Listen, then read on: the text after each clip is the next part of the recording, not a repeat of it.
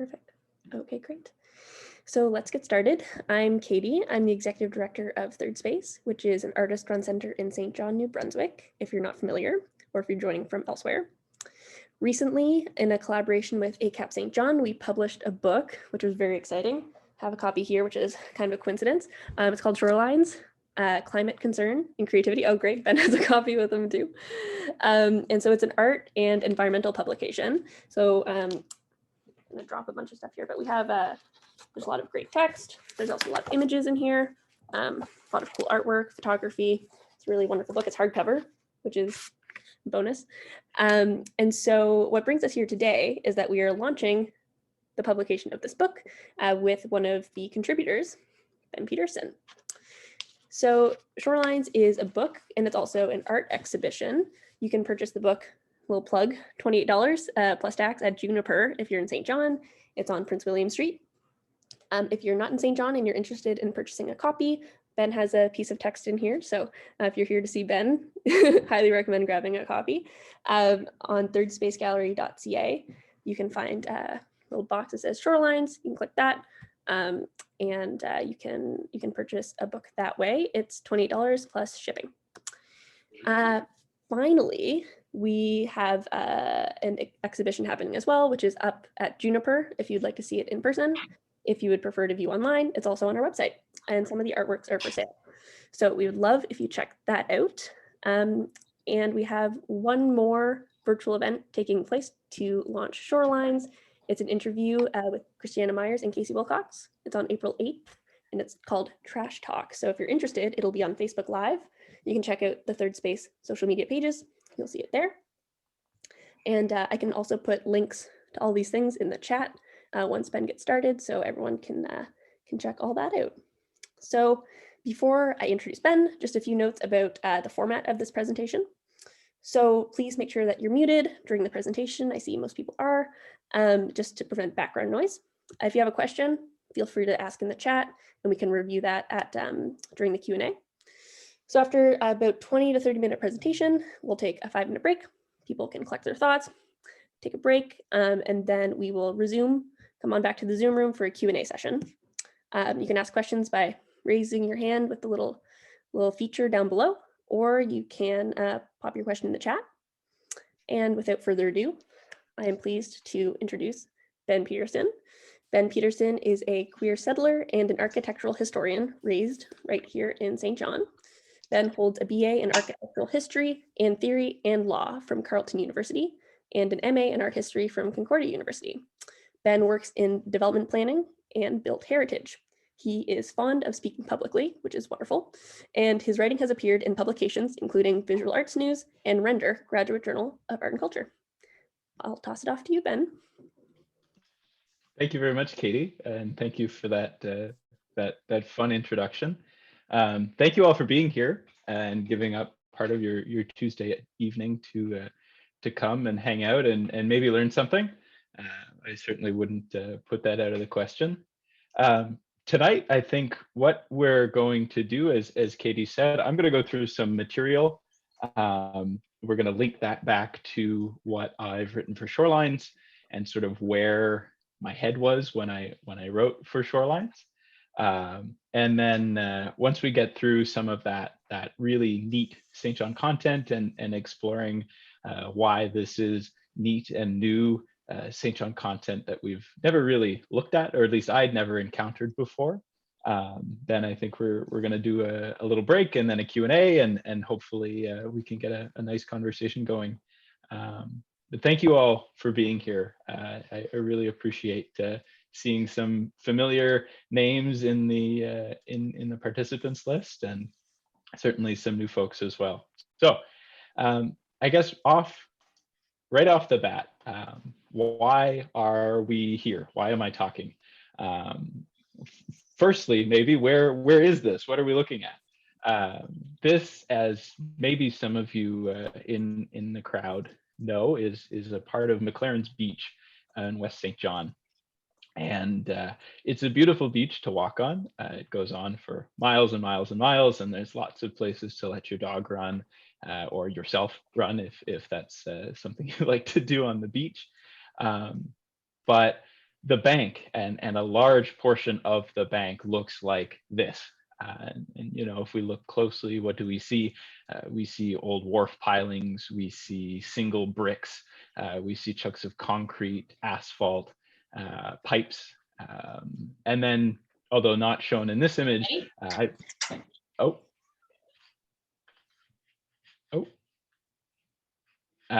yes. So although not seen in this image, you may find hot water boilers, chunks of brick. I've found doorknobs, porcelain doorknobs, chunks of steel, all kinds of junk, garbage, waste.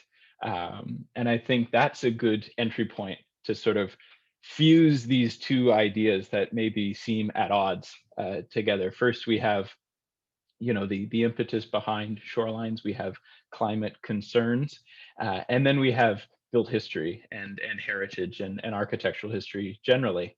And I think this site sort of smashes the two of them together, because on the one hand, of course, this is, you know, this is junk, this is garbage, this is waste that we in the past have deposited into the ocean, that we've used in this case to reinforce a shoreline, but ultimately with the cost, of course, being the pollution of the natural environment.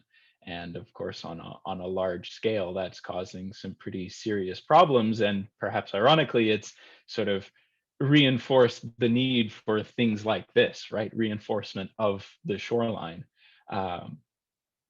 But secondly, and what I find in particular so exciting about McLaren's Beach and nearby walking trails on Sheldon Point, where, as some of you in the crowd would know, you can find these beautiful pieces, these giant pieces of cut and carved sandstone from the St. John Customs House, is that this site and its environs, certainly on Sheldon Point, they collect these relics of the past, these identifiable links to things that don't exist anymore. And so I like this image, and I'm starting with this image in part so that we can talk about history, not so much as history, or rather to separate history from the past, right? The past, which is this kind of garbage dump of everything, of discarded ideas, of experiences, of well, again, everything, and to sort of parse out, and from this sort of large plural thing, to find stories. And I think in St. John, of course, like anywhere else, we're very, very fond of our stories, and we tell ourselves a lot of them. And growing up, you know, what did I hear? I heard the story of the Great Fire. You hear about all of these St. John firsts in banking and business and invention, you know, the steam-powered foghorn. You hear about, oh gosh, what else? You know, you hear about the city itself being this political entity, this new sort of political creation of the late 18th century, certainly this royal charter, you know, handed down by King George himself to create, you know, this city overnight. You know, you hear these very compelling stories, but ultimately stories from a very, very narrow perspective. And part of what I certainly am still thinking about, and a lot of what I was thinking about while writing for Shorelines, was where does that come from? Why do we only hear these certain things over and over and over again? You know, why is it so narrow? Why are these stories so finite?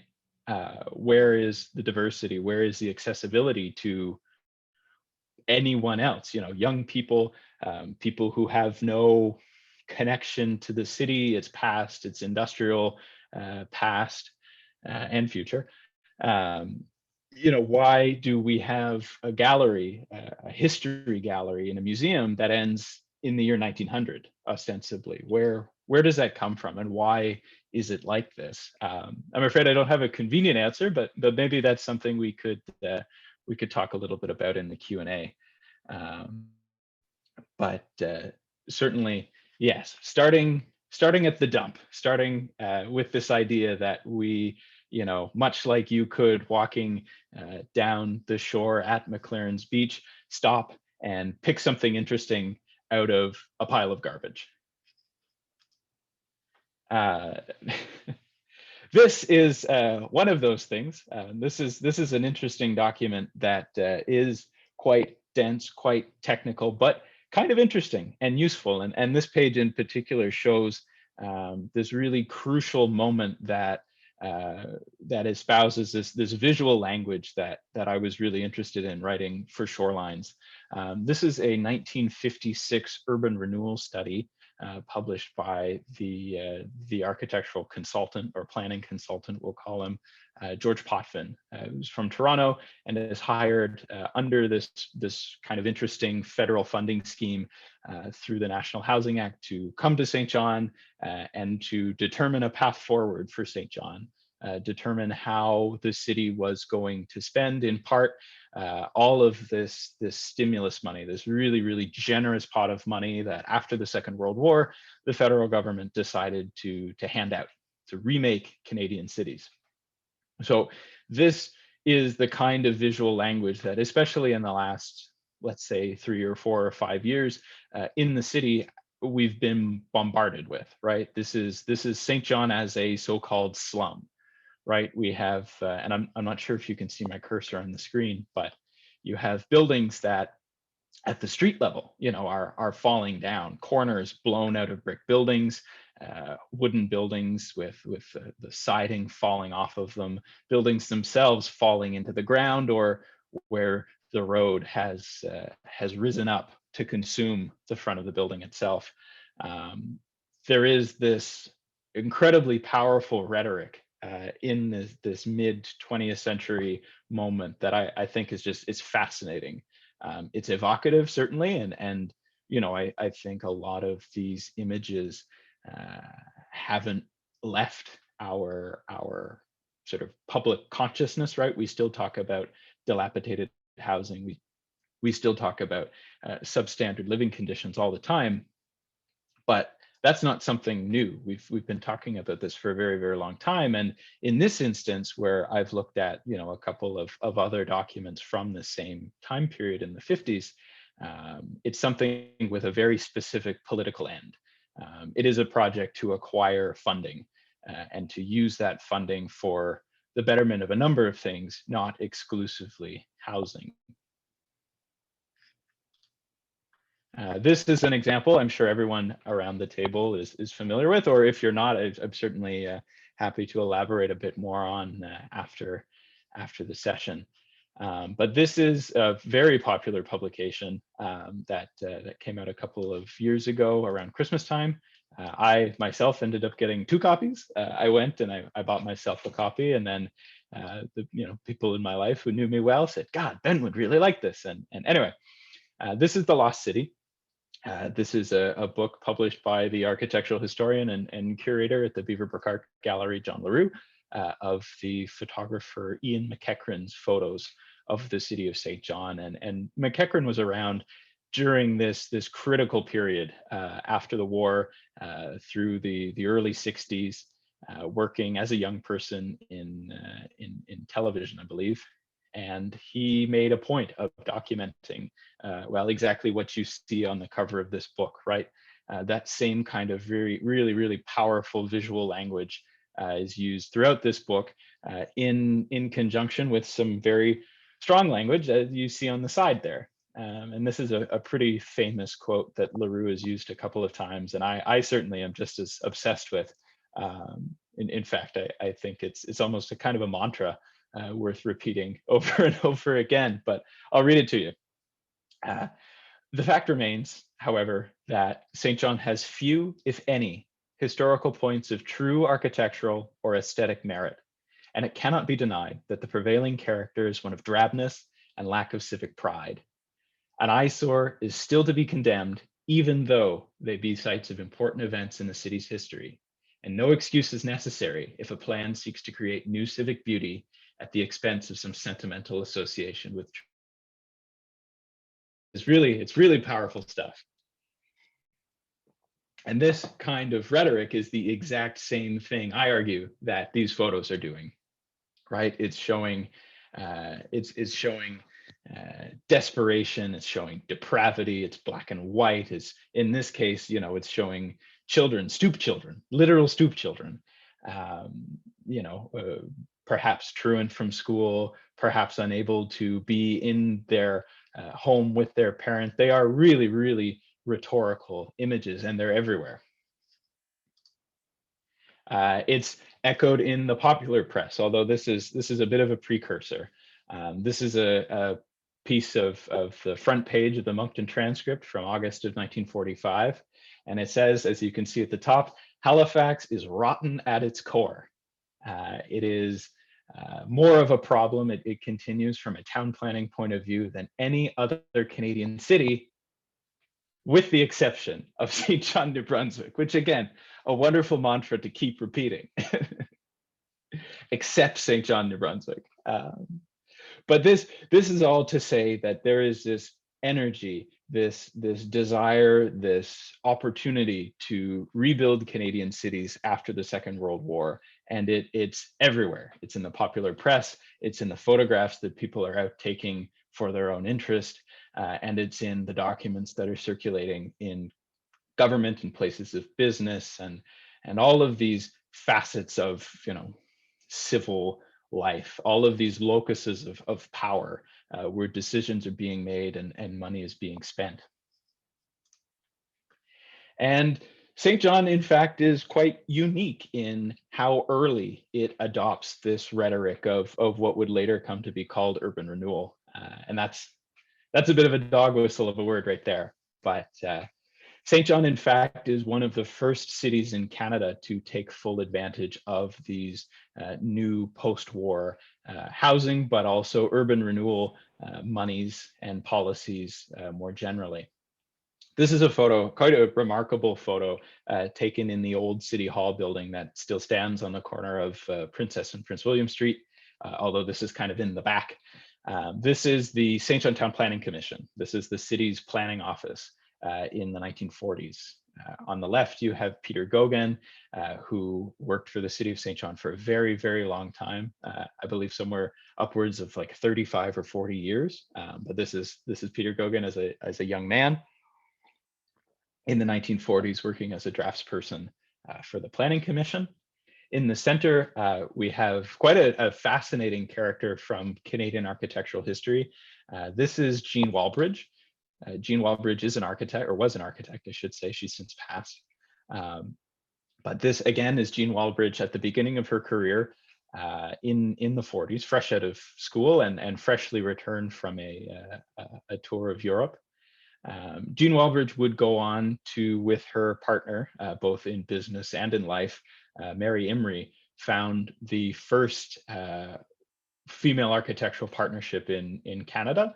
Walbridge and Imrie were based in Edmonton, and yes, they both worked together and lived together as an openly gay couple in Edmonton in the mid-century, which is really, really remarkable, again, to have that connection both to St. John and certainly to the document that this team would produce. And on the right-hand side, you have the principal author of the document, this great 1946 plan for the city and the county of St. John.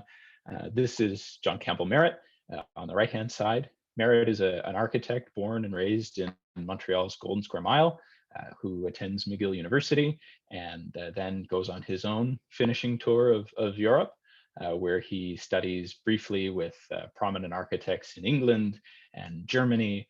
He goes to Denmark as well, and spends, as I say, a number of years touring. Merritt, again, here is quite early on in his career. He'd be in his early 30s here, and really this abundance of youth, of energy, of excitement, is kind of, it's interesting. Because Merritt ultimately is the author of that quote I read earlier about St. John not having anything going for it, in short. That quote that I read to you is what's reprinted. That's what's been reprinted in a couple of different books, and that's the popular perception of the document that Merritt and his team produce. However, there is a little addendum onto that says, young people in the city know what's going on. They know the path forward. They know what the city needs, and they know how to get it. So it's not dismal. It's hopeful, and this youthful energy abounds through this document and through the plan and through the period that it was produced. This is kind of an interesting document, and I wanted to include it because someone asked about it on Instagram. This is a document that's produced in the 40s that is never published. And certainly those of you who are familiar with St. John around the table might have a guess as to why. And again, can you see my cursor on the screen? I wonder, Katie, can you see my cursor? We can see it. Not you can see the cursor, but we can a little bit. Yeah. A little bit. Okay. If I move it very quickly, can we see that? Oh yeah. Excellent. Okay. So as I was saying, those of you from St. John or with a connection to St. John, or really if you've read any of the tourism literature coming out of St. John, you know why it's beneficial this was never published or acted on, because this hole here that says possible site for bus terminal is in fact where the St. John City Market is located. It is a very well-loved building in the city today, as it was in the past, certainly. But this drawing I wanted to include partly because it is so interesting. It's also very beautiful. I love that sort of pale pink wash from the watercolor. But I think it speaks to sort of the interesting position that this post-war moment is in, because let's put ourselves, or do our best to transport ourselves back in time. Now, we're not talking in 2021 where, and in fact, the market is just over there. I live quite close to it. I love it dearly. But let's pretend like we're 80 years in the past, and we're talking about a building that is 70 years old. It's built on a dirt floor. It is full of rats, and it is becoming quite run down. It's a well-loved piece of infrastructure, but it's at this critical moment where it's either rehabilitated and remains in its current state, or, and I will now draw your attention across the screen, it's rebuilt in a new building, a larger building, with more amenities. It's closer to the neighborhoods that people live in. It has more room for parking, which again, in the 1940s, because we're pretending we're in the 1940s, is a novelty. It's a desirable amenity, much like bicycle parking or access to public transit would be today. So it is, again, while on the surface it looks like this crazy idea to demolish this thing that we love today. I think in the past, it speaks to this energy, this willingness to change, to adopt change, to make positive change. In this case, assisting with road circulation and congestion, which certainly was a very pressing and a very public issue at the time. But anyway, I wanted to include that because someone had asked about it, and I think we might get some questions about that afterwards.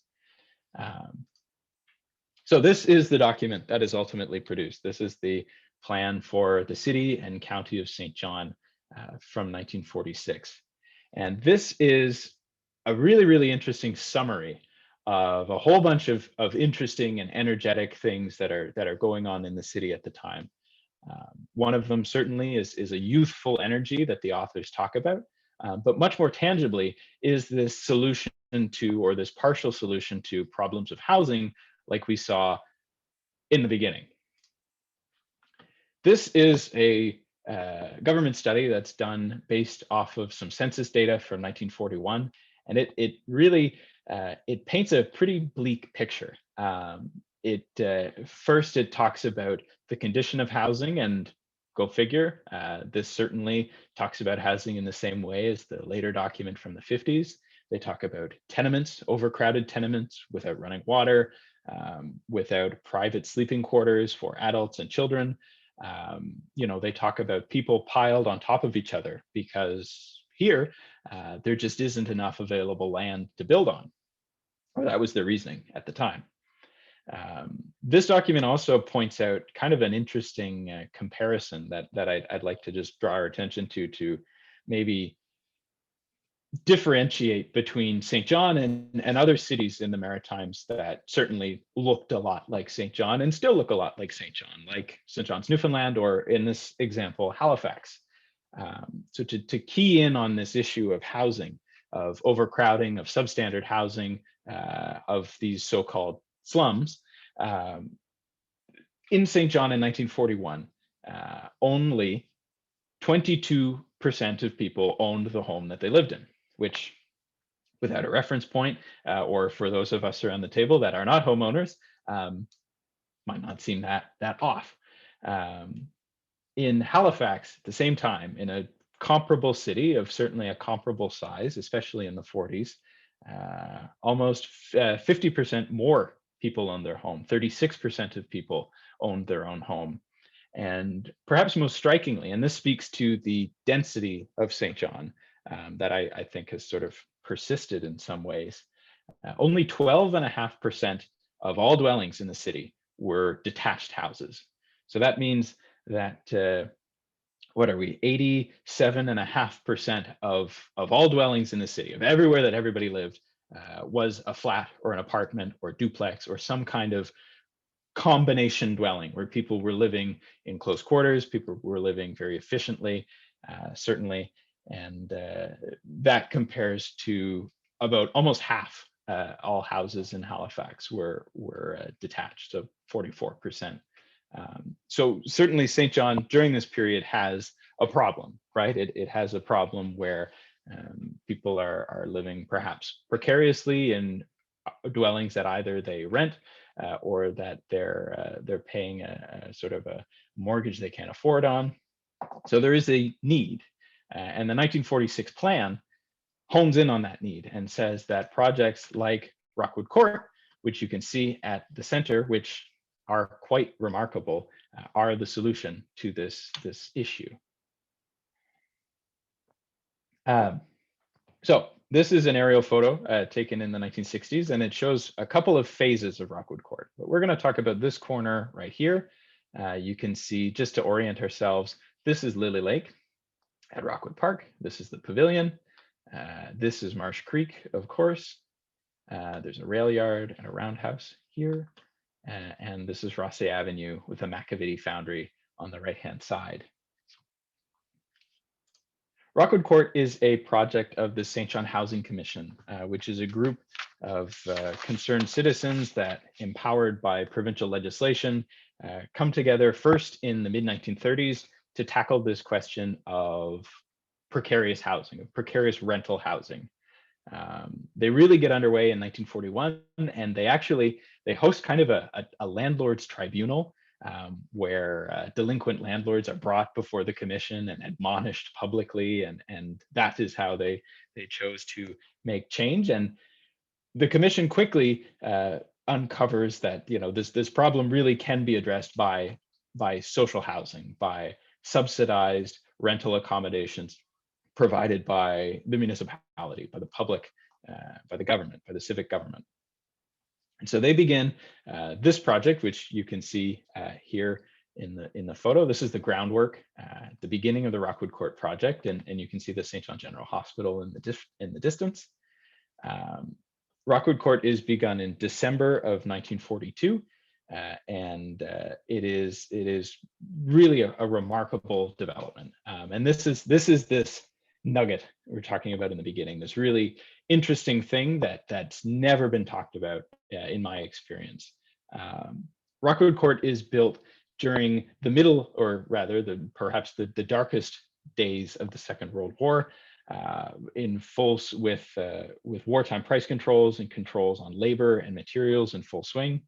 And perhaps most remarkably, it is built without any assistance from the provincial government or the federal government, which, as we talked about in the very beginning, would come to dominate, right? All of these projects after the war would be massive, massive investment from provincial and federal governments. Rockwood Court is used as a model, in fact, to develop these programs where commissioners from the Canada Mortgage and Housing Commission, or as we might all know them, the CMHC, which especially after the war was responsible for building what we know today as war homes, right? These sort of quaint bungalows, row upon row upon row. There's certainly lots of them here in St. John, in Halifax, in Montreal, Ottawa, Peterborough, Kingston, everywhere. They're a very, very common housing type. But so too are these multi-story brick apartment buildings that I would argue are modeled in part after Rockwood Court. This is the finished project. Then this is what they look like in most part today. Some of the windows have changed a little bit, but they are these squat brick dwellings. They're arranged in bays of, in this case, in the front 8 or 6. They have lots of open space. They're provided with amenity space in the back for parking, for laundry, for recreation, as well as, and I'm actually going to go backwards in my presentation here for a moment, excuse me. Most importantly, they are connected directly to the city's largest urban park. And this really is where part of that social welfare piece comes in. So not only are rents subsidized, but the commission also takes a pretty active role, especially in the early days, in the management of the buildings. Each block has its own committee appointed, and the committee then go to the commission to request monies for things like landscaping, maintenance, repair, upkeep, heating. It appears to be this sort of beautiful collective project to provide this housing so close to what was in fact at the time the city zoo as well. So there's these great amenities for children growing up in the court, certainly. But perhaps most importantly, it's eliminating a little bit, although not all of it, as certainly later studies would take on. It's helping to eliminate some of that precarity in housing in the city that, as we've said, had a lot of rental accommodation. All right. So this is sort of where I want to pull us back out of the this vignette. We'll say we'll pull ourselves out of the 1940s, out of the 1950s, away from policy, away from government investment, and we're going to talk in the present tense again. Hopefully, some of what I've just said has made a little bit of sense, and might shed some light on an interesting moment, perhaps a beautiful moment from the past that absolutely requires more attention, more time, more study, more interest, more conversation. And I want to pull us out of that to talk a little bit about why we don't see that here, and why we do have this sort of history that is frozen in time, this history that doesn't generally continue, especially not in any kind of public discussion past 1900, past the Great Fire, past even Confederation in some circles. And it's not to say that this doesn't exist. It absolutely exists. There are really, really compelling political histories, economic histories, social histories, not only to do with St. John, but New Brunswick, Nova Scotia, the Maritimes as a region. There's this incredible amount of material, but in my experience, it's not accessible. And so we have this problem where history is being produced, history is being consumed, but not on a wide scale, not in a way that is compelling to people in every sense. So I want to talk about this project, which is very different, and it's very democratic. It does not exist in a university. It exists on the internet. This is Queering the Map. This is a crowdsourced collective archive of queer experience. So it's everything. There are beautiful stories. There are people's biographies. There are moments. There are these flirtations even with space, where people are writing about what they felt, what they've lived through, who they've been, and they've been literally tacking it to points on a map. It's really, really quite raw, right? It's not moderated. And in that rawness, in that truth, there is this incredible beauty and this incredible power. And this is the kind of grassroots, consumable history, popular history, collective history, that I think is about new things, things that might not be interesting to graduate students like me, schmucks like me, or people working in universities or museums or authors or these traditional sources of history, sources of this authoritative statement on who we are and where we've come from and where we're going. Because ultimately that just can't work for everyone, and it doesn't have to. Um, I think this is a great project to create local history on as well, where, as you can see, we've got some pins sticking out of St. John, and some really beautiful pins as well. This is an entry, as you can see, from the foot of King Street West, the corner of King Street West and Marketplace, which, for those of you that aren't familiar with St. John, is really kind of it's a highway off ramp, or an on ramp in this case, and the port lies just on the other side of the road. And someone pinned here, I finally got to hold your hand in public. We got to walk around hand in hand. I've always hated window shopping, but with you, it was so much fun. Even if we got so tired from walking so much, sometimes that we had to sit down. Even the sitting was fun. Again, this helps to illustrate just how different history can be, and just how open the past is to producing these memories in a way that is compelling, that does offer new experience, does share this perspective that we may not be used to. So that's where I think we're going to tie it back to shorelines and leave it for now. We've jumped back to the past. I apologize, but I like this image mostly because it's just so damn sarcastic. Because on the right hand side you've got urban renewal in the works, right? You've got someone's house that's been torn down. You can see like either a door or a window next to this big piece of concrete culvert, sort of looming in the background. You can see the St. John Harbor Bridge that I'm sure a lot of you around the table know, but for those of you that don't, kind of collects all of these feelings of resentment around lost neighborhoods, destroyed memories, and sort of it is the quintessential paving of paradise and putting up in this case a major highway artery, not a parking lot, but we'll let Joni Mitchell have that one. And then of course on the left hand side you have painted on a truck door, you have New Brunswick. You have this interrogation of, well, what is it we are doing? Are we making something new? Are we creating New Brunswick, or is it simply a demolition and construction service? So really, when I wrote for Shorelines, I certainly was feeling a little vague.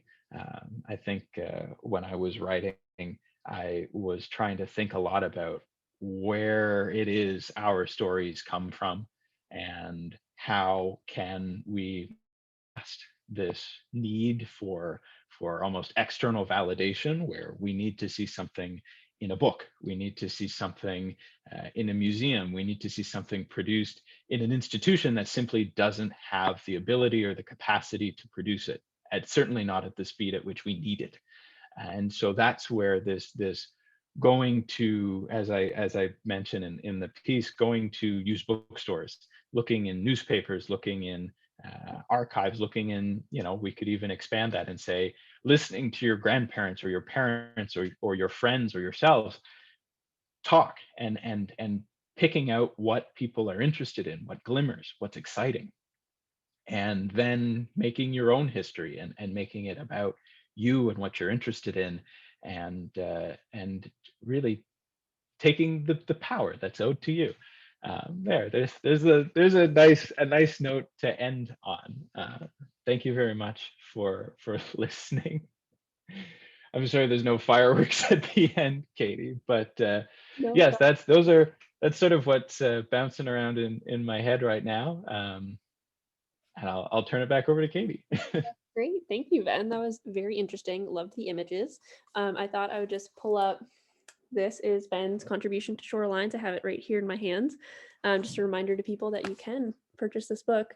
If you live in St. John, you can buy it at Juniper. If not, you can buy it on thirdspacegallery.ca. I'll put some links in the chat shortly. But I'd like to thank everyone for joining us. We're not done yet. I will give everyone a few minute break. We'll say 5 minutes. Give Ben some time to relax, give everyone some time to collect their thoughts, come up with some questions.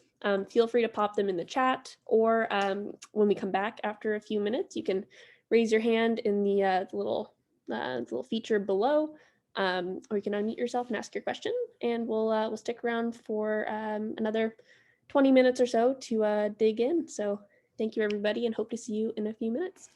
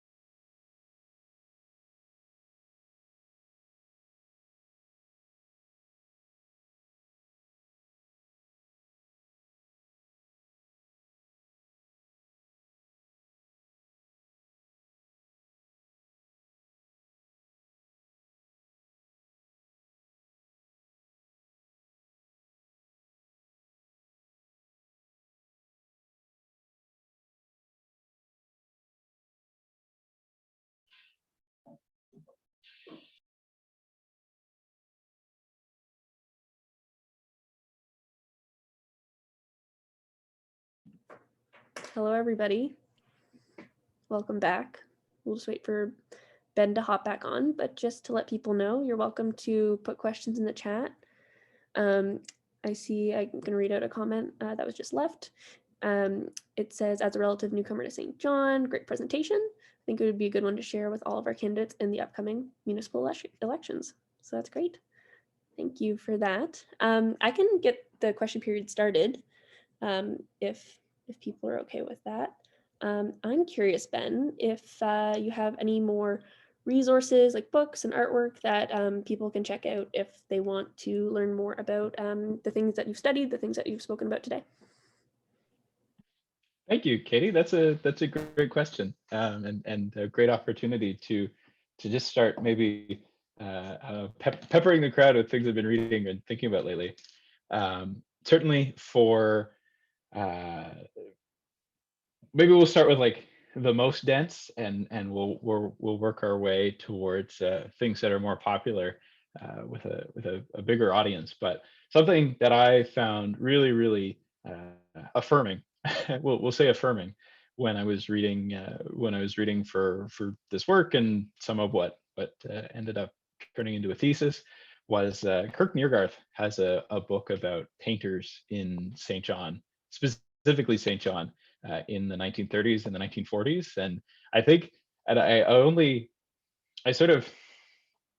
have in my own impressions of the book, I think it was a bit of a barn burner, a bit of a shakeup at the Canadian art history corral, we'll say. I'm gonna use a lot of Old West metaphors, but it's about painters in St. John basically creating post-war art in Canada.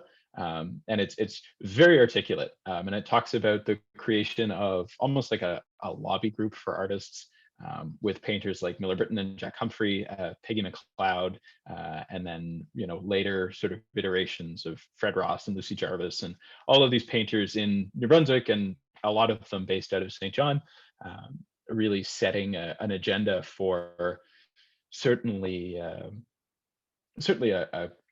set of painters, but a set of painters who would come to inform, at least in their own practice, a lot of maybe the more famous Canadian artists out there. There's a great like tete-a-tete moment between Lauren Harris from the Group of Seven and social realist painting from like Jack Humphrey and Miller Britton. Anyway, there's something dense. It's Kirk Neergarth. It's called The Dignity of Every Human Being is the book.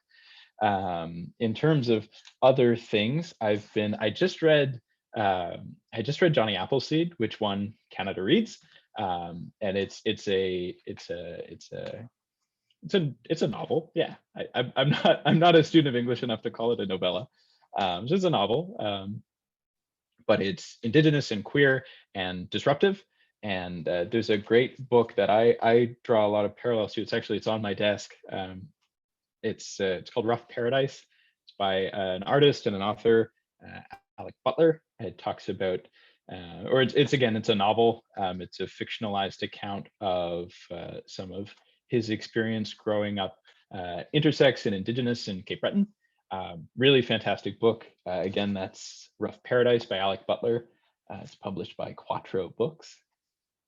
In terms of other things, I mean, Querying the Map is a great thing to go and read. And if you ever want to get lost, I'm putting a link in the chat as we speak, so people awesome. Click that. And I put a few other links in the chat earlier. Once we sign off here, the chat will disappear. So if you're interested in any of these things, maybe put them in your bookmark. So there's a couple of resources. The last one I'm going to mention just quickly, it's a novel. It's fantastic. It is a page turner. It's George Eliot Clarke's George and Rue. George Eliot Clarke is an Africadian or an African Nova Scotian Acadian author he's also a poet, very, very distinguished, great career. I don't read a lot of poetry, but George and Rue is a novel. It's a fictionalized account of his uncles who were convicted of a crime and hanged in Fredericton. And it's got these really vivid passages set in St. John in the 40s. And it speaks truth to a lot of race-based violence in New Brunswick, in Fredericton, in Halifax, in Montreal, in St. John as well. Fantastic novel. Yeah. Awesome, thank you. That is a great list of resources. I hope some people took notes of things they're interested in looking into. Like I said, I put a link to Queering the Map in the chat, which is great to poke around in. You can go around the world and check out queer experiences from anywhere. The whole world, The yeah. whole world, yeah. Any questions from folks? If you would like to, you can raise your hand, or you can unmute yourself and ask your question, or you can pop it in the chat. We have a question about what was the last one called again, Ben? I was just going to type it. It's George and Rue. That's R-U-E, Rue. And the author's name is George Eliot Clarke. Awesome. Great. Any other questions that people have about the presentation, about the images, about St. John history in general? I'm sure Ben can speak to a lot of different things. If this sparked any thoughts for you. We have many people saying bravo and thank you, Ben. Thank you, everyone. Thank you for coming. It has been quite fun, quite interesting. Also, if you have questions about the publication or about architectural history. There is a question where I'm gonna read it as Graham's typed it. So thanks, Ben. I'm fascinated by the expression of youth optimism and progressive thought you described within the team responsible for much of the 46 plan, given certainly their now controversial reputation. I wonder if you have any thoughts on why that useful energy in many ways feels like a flash in the pan for the city, one that seems to have languished over time and didn't succeed in building a legacy of optimism or progressiveness within the city afterward. Graham, that's a great question. I think, and this is something I wrote a paper about. It's off with the editors now, so we'll see what they think. But I think a lot of it has to do with the momentum that comes when, frankly, the government starts doling out a lot of money. I think there are problems, and there are problems that the team that worked on the 46 plan identified with that kind of like CMHC warhouse model, where they're, I think, suited for cities with like big tracts of farmland that they can just sort of swallow up and develop on quite easily. Where in St. John, like it's a lot of rock and balls of rock. And actually, if you go to Fundy Heights, which is a neighborhood here that's laid out in that very ordered, rigid, post-war sort of war home CMHC grid, there's actually points where like the street stops and then there's a big ball of rock and then the street carries on. So I think part of what has overshadowed the 46 plan is almost painting the post-war with a big broad brush and saying, for instance, like that quote that we read that said, St. John is drab, there's nothing going for the place, tear it all down, basically, where that rhetoric looks so much like what happens, in the 50s and the 60s when there's really a lot of money flowing. I think where we're unable to say, well, this is different, because in the 40s, they had this agenda around, sort of this maybe more grassroots action, maybe smaller scale, maybe more to do with like, other points on the hierarchy of needs. You've got a differentiation that I don't think we've quite figured out yet. So I would argue that the optimism that happens in the 40s is sort of transformed with a lot of money in the 50s and the 60s and the 70s. I think St. John in the 1970s would have been a fascinating place to be in, because you've got all of this investment in infrastructure and transportation. You've got like the Bricklin. The Bricklin is fascinating for a number of reasons. You've got all of this hope that things are going to grow, things are going to boom, and finally we'll all be all set. So I think the optimism builds and then crashes, and we're living in the aftermath where I think a lot of harm was done in the 80s, where we retreated into the Loyalist city, because there's so much experience, so much more experience. And this place is so much more than a small town. I think we owe ourselves that. I think we owe ourselves a little bit of a break. We're not always that grumpy all the time, even though we are quite grumpy most of the time. Does that? I hope that it's kind of fun I'm having some fun answering these questions, but yeah, You gotta have fun. That's great. you gotta have fun. I think we have time for another few questions. If anyone has anything on their mind, or even a comment or a point of discussion, something you found interesting in the presentation, you can unmute yourself, you can raise your hand, or you can put it in the chat. Just while we're waiting, I wanted to, and I mentioned this to you earlier today, Katie. I just wanted to say it was really, so there was a piece about this on the CBC on Friday morning, really early, and I didn't realize it at the time, but then when you reread your intro for me today, Katie, I think part of what I find so fascinating about querying the map is it does a lot for queer visibility. I think that's something that just generally we struggle with here. So to to have that bio read out on the CBC at 10 to 7, to be called queer on the CBC at 10 to 7 in the morning on a Friday morning was really, it was something. I'm gonna be thinking about that one for a long time, and it's a great feeling. It's a great feeling, folks. I'm sure it can happen again. Yeah, maybe.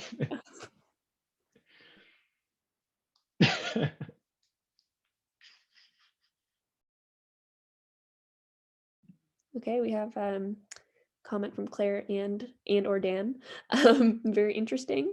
History and contemporary experience, making history, lots left to talk about. Really appreciate your fresh perspective. And yes, still grumpy. LOL. Understood. Thanks. P.S. Big fan of Nygarth. Is that how you? Nirgarth. Yeah, I'm gonna respond to that.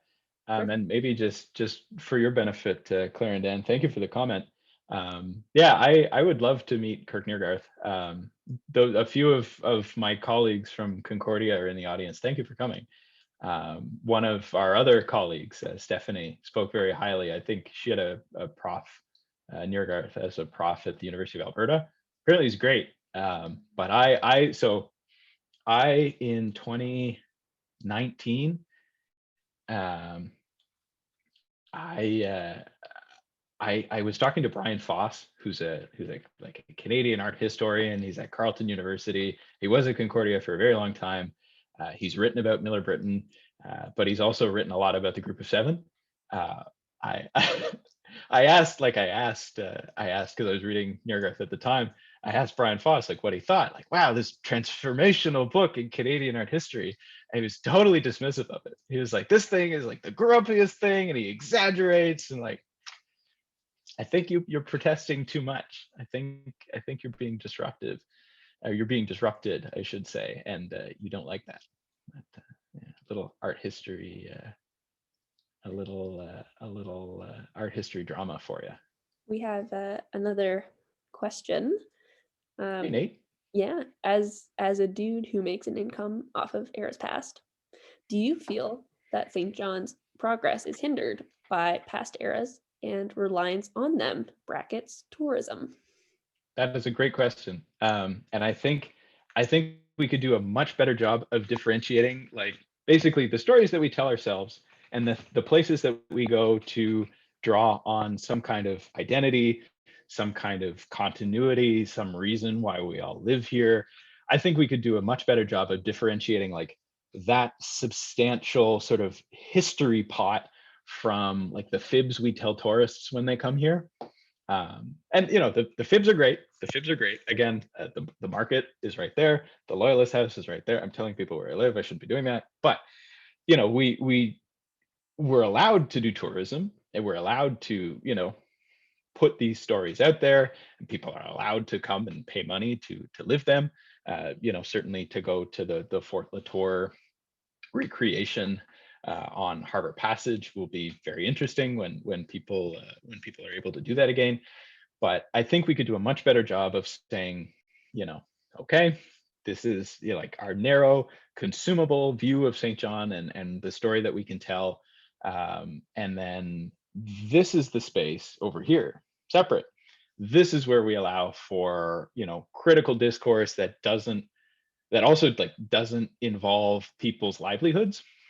Because I think a lot of the time, like being critical of the Loyalists, being critical of like the overwhelming whiteness of St. John in a lot of cases, that is often seen as a criticism of, well, it is a criticism of like the sort of the narrow view that we grew up with on our identity and our past and our history. You know, it's not a criticism of, you know, the tourism industry. It's a, you know, it's a point in a conversation to say, listen, I don't see myself reflected in this story, and yet here I am. I live here. What's the, you know, what's the give? So yeah, I think to answer your question, if it does, Nate, I think there's a difference between history and tourism, and that's something that we all have to make. You know, we have to say, yep, Loyalist House is great, but you know, maybe there's an event in the off season for locals where we all, you know, maybe we all pretend it's like Loyalist House, but it's 1950. Like it's a, you know, we sort of shake things up a little bit. I'm not an event planner, thankfully. Thank you. Thank you for your questions, everybody. Ben, how do you feel about taking one or two more questions? Good. I got time. Awesome. Awesome. Any other thoughts from folks? You can, oh, Nate says, I'd go to a Loyalist House rave. Awesome. Maybe that's something. That's there. Sounds like Maybe. we have I mean, at least one attendee. there'd be a lot of breakable things in there. I don't know how well they'd take to that. Awesome. Any other thoughts on what we've talked about today? Any of the images you saw? Comments?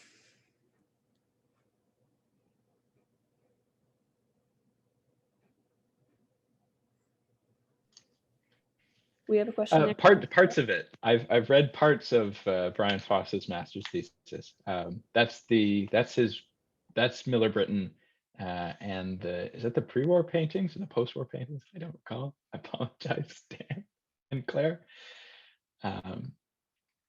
But I've read pieces of it, but really I did kind of lean on Neergarth a little harder. Mostly because my paper in the end was less about painting and more about planning.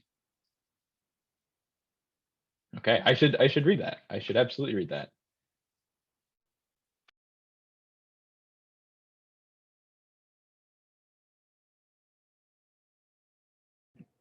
Awesome. Maybe one last question if anyone has closing thoughts.